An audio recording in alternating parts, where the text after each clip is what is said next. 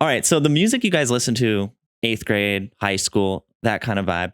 I was wondering, I feel like you work so in deep with this genre for so long. Have you guys figured out what about the music we listen to in our teens what makes it stick with us for so long? It's a big question, but I don't know. I think it was. I think I've thought about this a lot, but like the '80s were like a very specific thing. The '90s were a very specific thing, sounding type of deal, and then we came to the 2000s, and it was like this mix of technology, like computer, like computers, and knowing people from all across the country, and this strange era of music where it didn't sound like anything else that had existed before, but it was really strange blip in time that I thought at like the time was like, oh man, this culture it's just gonna go away. Like this is just something Yeah. that like it's not gonna be like the '80s. It's not gonna be like the '90s. This is not gonna be like anything.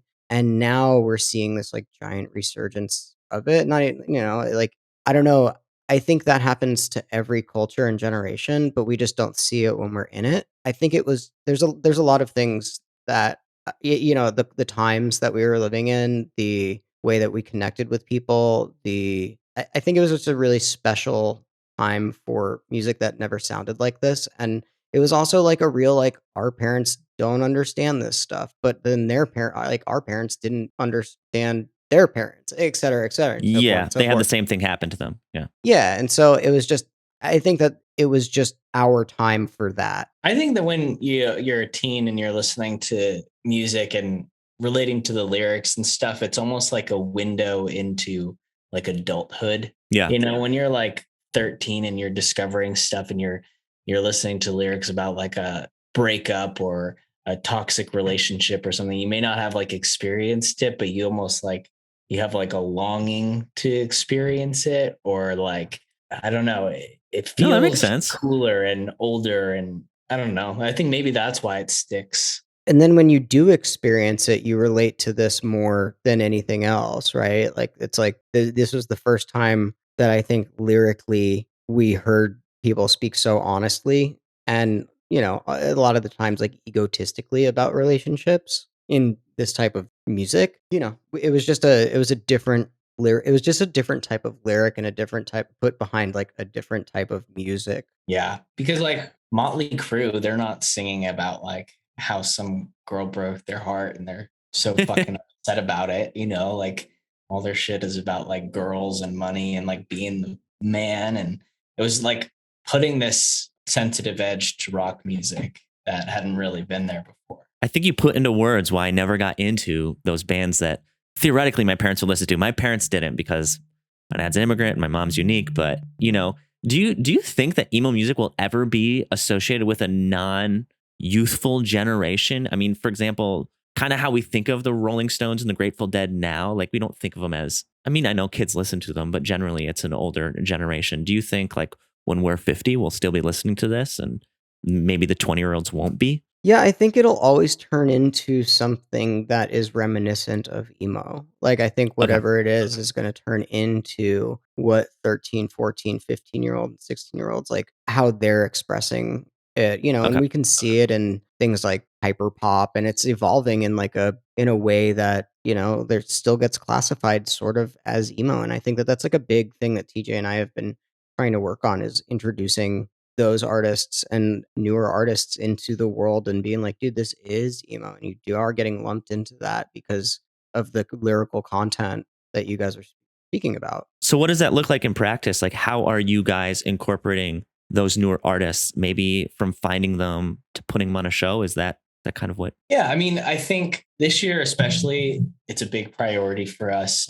It started out like in 2017 or 2016 when we added the second room at the Echoplex. We started Mhm. adding live bands up in the Echo. We are like, oh, we have a built-in crowd that's coming here no matter what. We're not announcing guest DJs. We're not announcing anything. They're coming for Emo Nite. So let's find bands that we like, that we believe in, and put them in front of this crowd that they wouldn't normally get to play to if they just announced a show on their own at the Echo.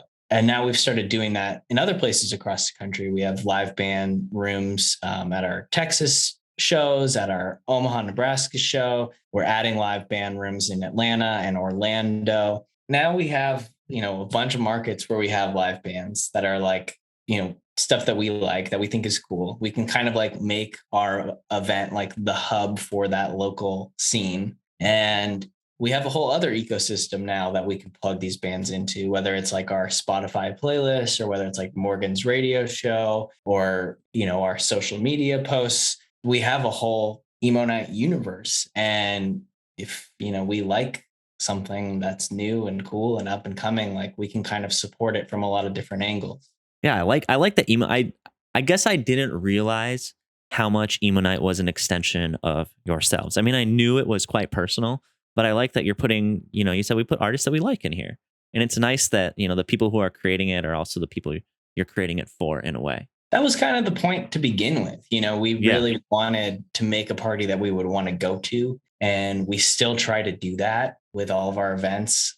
We try to make them like funny and fun and just like, what would make us laugh? What would be cool if we were out there just as an attendee? Like what would blow our minds, whether that's like a mariachi band or that learns Blink 182 or like a country band playing My Chemical Romance or an airplane writing our logo in the sky, or like we do weird stuff all the time that doesn't make sense. Like we did like our event 2 months ago at the Avalon was Under the Sea. Because why not? Just because it was fun, like for us, like we get, okay, cool. We get like a new aesthetic to play with. We get to make like all these cool visuals being underwater now for the whole stage. We get to make sound effects that we get to play at the DJ booth of bubbles and SpongeBob noises. And, it's just like, what's going to make us laugh and keep us entertained. And I think that's what's kept us going for so long. We have never just like leaned into like being nostalgic or like go back in time and listen to the music you loved